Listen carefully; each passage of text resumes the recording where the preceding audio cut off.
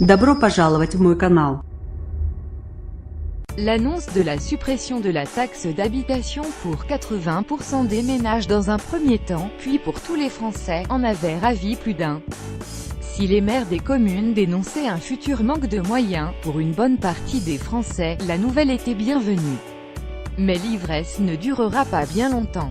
Car si cette taxe d'habitation, telle que les Français la connaissent, disparaîtra bien pour tous à l'horizon 2020, elle devrait toutefois être remplacée par un nouvel impôt plus juste, a fait savoir jeudi Jacqueline Gourault, ministre auprès du ministre de l'Intérieur, Gérard Collomb.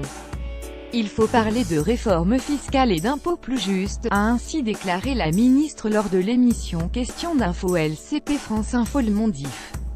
La disparition de la taxe d'habitation étant prévue sur 3 ans, il y aura bien évidemment besoin de ressources pour les collectivités locales, a-t-elle précisé.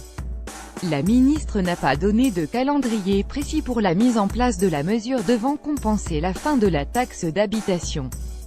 Ça doit s'emboîter avec la fin de la taxe d'habitation, a-t-elle simplement fait savoir, soulignant que « les discussions ont d'ores et déjà débuté ». Le grand débat est-ce qu'on passe d'un système où vous demandez une part d'un impôt national, ou est-ce qu'on conserve des impôts locaux qui sont prélevés sur une assiette qui est définie et avec des taux qui sont fixés, a expliqué Jacqueline Gourault.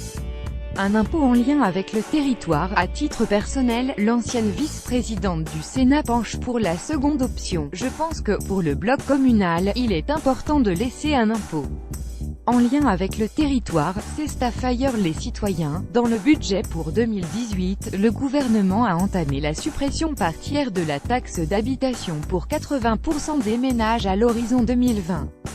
Fin décembre, en promulguant le texte, le président Emmanuel Macron a exprimé son souhait d'abandonner cet impôt pour la totalité des Français dans les mêmes délais.